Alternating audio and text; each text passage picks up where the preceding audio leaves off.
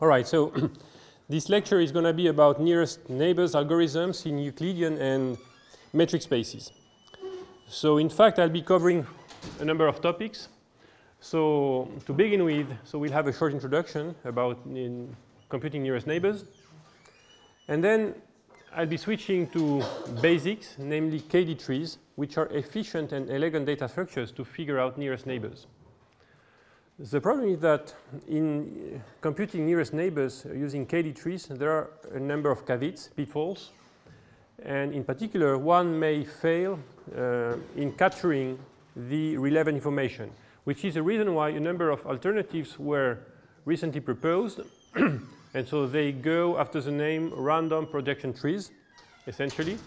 And so I'll present you these improved search algorithms, right? So these first two sections beyond the introduction will be dedicated to Euclidean spaces, right? And then I'll be presenting so-called metric trees, which essentially are using the same arguments in order to figure out nearest neighbors now in metric spaces, meaning that we don't have coordinates anymore, we just have a metric, so satisfying the triangle inequality. And using the metric as opposed to the embedding, one would like to figure out nearest neighbors, right? And then if I have time, so I'll be presenting a complementary piece of information for KD trees, showing that in using these hierarchical partitions, in fact, there are also some nice geometric properties which are especially relevant for a number of tasks in machine learning. So nearest neighbors, I'm sure that many of you have stumbled on this problem. So this is a core problem for a number of things. So for example, to run clustering, so in clustering algorithm, typically you need to figure out the nearest neighbors of a given point. For example, if you want to run k-means, so in k-means, as you know, you have a number of seeds, and what you want to do is to assign all remaining points to the seeds, and then you recompute the center of mass for all the points within an assignment, and you iterate the process, right? So k-means is a so-called Voronoi diagram in disguise, so I'll be explaining this, and it requires in particular computing nearest neighbors, assigning nearest neighbors to the seeds. So information retrieval in database, of course, so should you have a big database and now a query point, so you would like to figure out points which are similar, right? So this is the classical nearest neighbor search for databases. In information theory, in fact, vector quantization is also a very important topic. So there what you want to do, you have potentially a big point set in some space, and you want to sparsify the point cloud so as to find good representatives, right? So you want to possibly get rid of your points, replace them by representatives, and of course the representative should represent faithfully the points which are being removed. And so this also requires computing nearest neighbors. In classification and learning theory, so you possibly know classifiers using k nearest neighbors. So typically, let's say you have 2-point clouds, right? Maybe customers with different habits. So you have each customer is described by a set of features. You have a new one, a new customer. You would like to know whether to which group it belongs. And so what you may do is the following. So you search for the k nearest neighbors, right? And then you assign it. So among the k nearest neighbors, you compute the fraction of population A, population B, and you assign your customer to the majority, right, using the majority rule.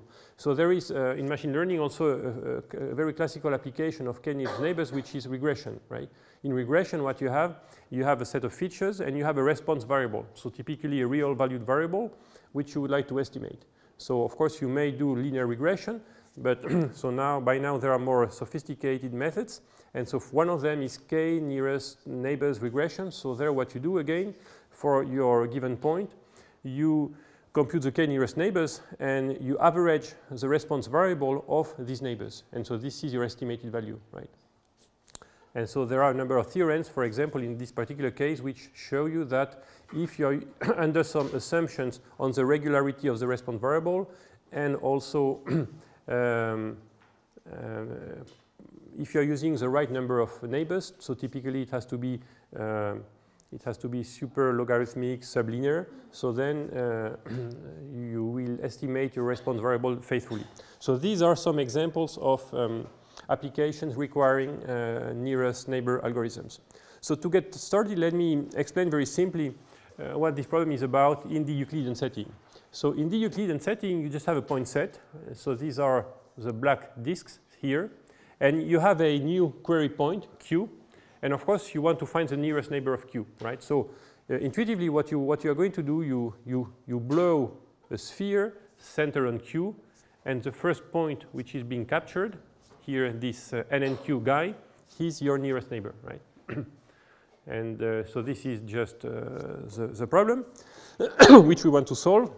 Of course, you may also be interested in k nearest neighbors, as I just said, but this is a simple generalization. So in the Euclidean setting, there is a very beautiful data structure which actually solves the problem. It is known as Voronoi diagrams or Delaunay triangulations. These are two dual structures. So in fact, so maybe should I do a picture here? A Voronoi diagram, it's a partition of the ambient space. So here again, we are in the Euclidean setting, and so we assume that we have the ambient space, we have coordinates for points. So if we have 2 points, of course, so the construction is based on so-called bisectors, right? So if you have 2 points, you have the bisector, which is separating the plane into the points nearest to, let's call it 0, and the points nearest to 1, okay? And so to plot the Voronoi diagram, so in fact, we are going to plot portions of bisectors. So let me show you an example, right? Maybe with 5 points here. So look at what's going to happen here. So here I'm plotting this piece of bisector because I want to separate 0 and 1. But when I'm reaching this point, in fact, I'm equidistant from 0, 1, and 2, right? So in fact, here I'm going to continue with these 2 pieces of bisectors, right? So now, when plotting this region, I'm equidistant from 0 and 2, right? But then, upon reaching this point here, I'm getting also equidistant from, actually, I'm also getting equidistant from 3, which is a reason why I need to continue with 2 pieces of bisectors, that between 0 and 3, and that between, in fact, 2 and 3. Now, when reaching here, I'm equidistant from 2, 3, and also 4, right? And so then I need to continue with 2 pieces of bisectors, that between 3 and 4, and that between 2 and 4, right? And the last piece of which I'm missing is the portional bisector between 1 and 4. So once I have done this figure, in fact, I have partitioned the plane into equivalence classes. So very simply, so there are important properties here. So we are going to talk about relatively open topological sets. So if I'm taking any point, maybe here, let's call it Q, right, in this region, topologically open, I have exactly one nearest neighbor, which is 0, right? If I'm taking a point here in this relatively open Voronoi region, meaning that I'm excluding actually the closure of this open segment, I'm excluding this point here. So now I'm equidistant from 2 points, which are 0 and 1, right? Okay. And finally, if I'm taking this point, for example, here, right, I'm equidistant from 3 points, right? So a Voronoi diagram, it's actually a partition of the ambient space into regions which have exactly the same nearest neighbors. And so this number of neighbors varies from 1 if we are in a fully dimensional open cell to, in fact, d plus 1. So this is a generic statement, but I'm not stepping into the details. Here we are in dimension 2, and as you can see, this point here has exactly 3 nearest neighbors, right?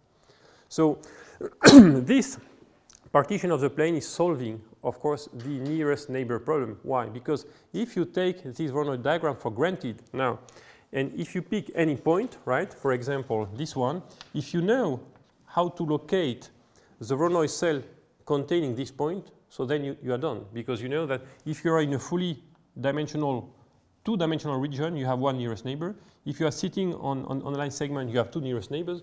And if you are sitting on a so-called Voronoi vertex, you have exactly 3 nearest neighbors. So Voronoi diagrams actually solve in an elegant way the NN search problem when we can compute such a diagram. And so in passing, I want to mention this Delaunay triangulation construction, which we also have on this diagram here. So here is what we are going to do.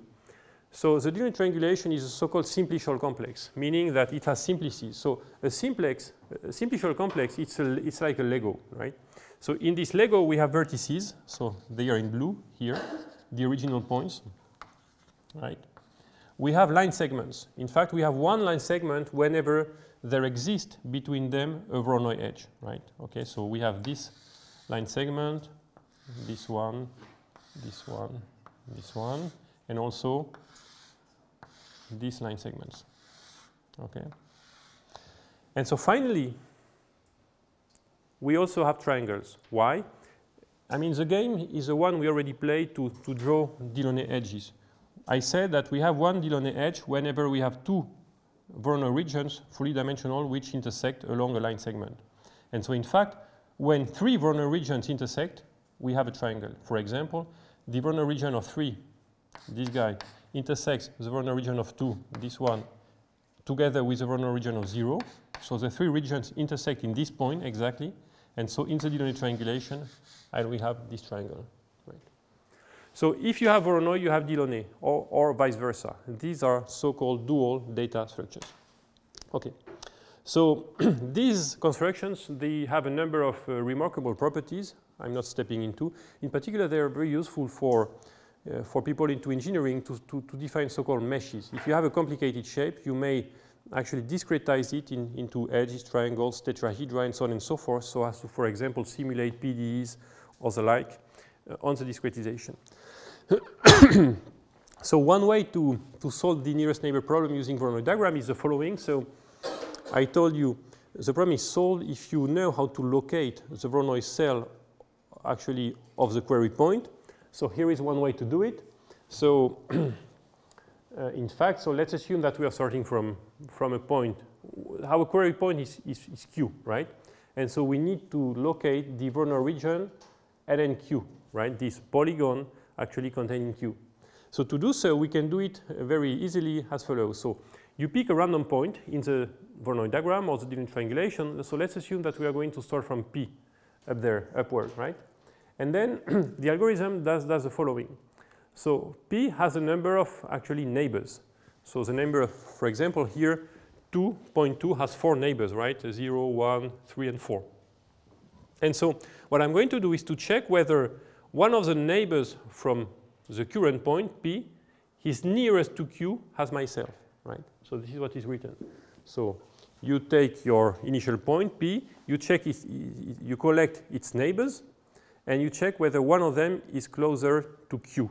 And if so, you actually update your current position, you go to this neighbor, and you iterate. And in fact, once you have reached a fixed point, so you are done. So there is a little argument here which I let you read. You can think about it. So the algorithm is correct. So and for a simple reason. So this is actually a very elegant way, except that in fact it's not so easy, because in particular building Voronoi diagrams in high dimensions is complicated. In fact, so I'll make a statement about the complexity of a Voronoi diagram. So the complexity of a Voronoi diagram is in fact the number of cells of all dimensions, right? So here, keep in mind that in this Voronoi diagram, we have one fully dimensional cell for each point, and then we have 8 Voronoi edges, and we have also 4 Voronoi vertices, right? So overall, the complexity of the Voronoi diagram is in fact the total number of cells, right?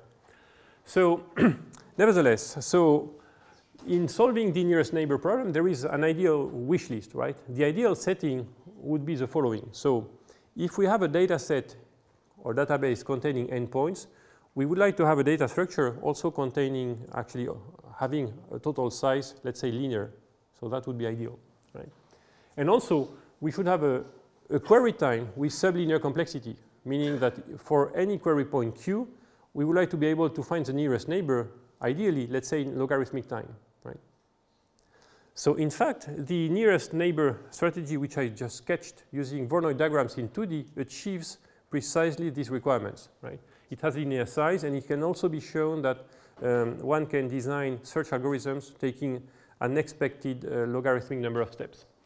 So in order to fully get into the mood, so there is an even simpler example, which is that of one-dimensional data sets, right? So should you have a list of real numbers, then finding the nearest neighbor, so then this is plainly done using a so-called balanced binary search tree, right? So like AVL trees, red-black trees.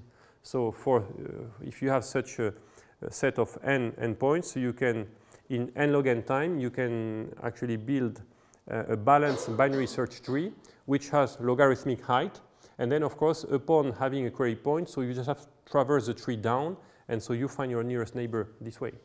So this is ideal. The problem, again, is that in order to deal with more difficult cases, so one is facing, first of all, the curse of dimensionality, right? Dealing with a large point cloud in high-dimensional spaces. And there is another difficulty we'll also learn about in this, not in this lecture, but in the next one, which is about the interpretation of distances, right? Distances in high-dimensional spaces are not so easy to deal with because they tend to concentrate.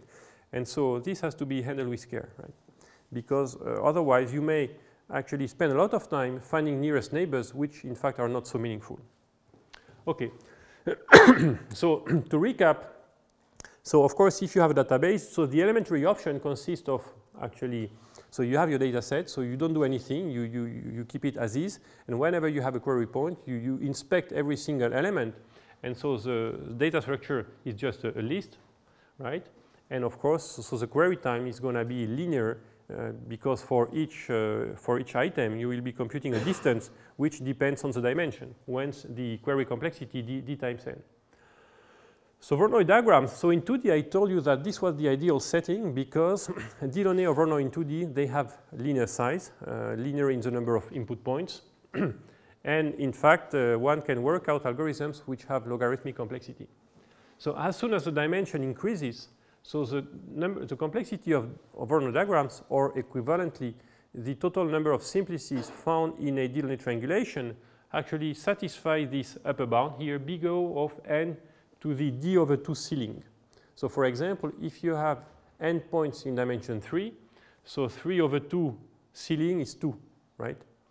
Which means that there exist point clouds in dimension 3 whose Delaunay triangulations or Voronoi diagrams have quadratic complexity. So it's actually quite easy. So this could be an exercise for the exam if you didn't work it out until then. And so this is a bound which is tight. But of course, this is bad news because if you have a huge data set, so a quadratic size, even in dimension 3, is prohibitive, right? So this is unaffordable, right? And so, in fact, there are assumptions under which some nice properties may emerge. But in fact, Voronoi diagrams are not the solution to solve nearest neighbor queries in high-dimensional spaces. And so instead, what I'll be doing in this lecture is to present a coherent set of strategies actually based on trees. Okay, so before doing that, so let me maybe comment on a few variants of the problem. So as I said already earlier, so you may want the k nearest neighbors. So there is also a related problem, which is a so-called range search problem. Instead of finding the k nearest neighbors, so you may want to collect all the points which are located within a ball of a specified radius, right? So now, of course, there is the issue of the metric also. So for points, so of course, the Euclidean distance is natural, but you may switch to different metrics. So in particular, LP metrics, right? And of course, the question of the metric arises also when one is dealing with more complicated objects. For example, strings, images, graphs, point sets. So how can one define nice metrics for such objects, right? And so in a nutshell, so one should realize that the problem of nearest neighbors has captured a lot of attention in a number of communities. So one could fill a full shelf in a library with papers and books on nearest neighbors. But I think this topic is now getting to be mature because a number of people have realized that there are very simple data structures which were designed in the early days, maybe 30 years back, and which can be adapted, adjusted in order to actually perform satisfactorily for complicated objects, right? And in particular, these trees are KD trees and metric trees. So these are the topics I'll be presenting in the lecture. And if you, if you want to compare the performances of these data structures against more complicated constructions, which in some cases have better asymptotic complexities or may look appealing from the theoretical standpoint, in fact, in general, these simple data structures based on trees, KD trees, random projection trees, so typically they tend to outperform these complicated data structures. So here you have a number of references and which actually compare 4 classical contenders: K-means trees, randomized KD trees, approximate nearest neighbors, locally sensitive hashing. And in fact, so what we have here is, we're not going to step into the details because I won't be presenting approximate nearest neighbors and locally sensitive hashing anyway.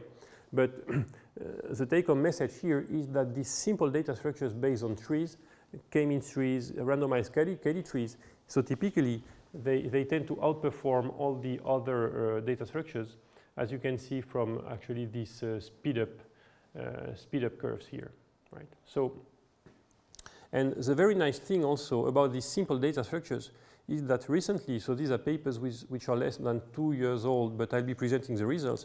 So they come with theoretical guarantees. So they work well in practice, but they also come with theoretical guarantees. And so in fact, this would be my recommendation in actually solving nearest neighbors in practice.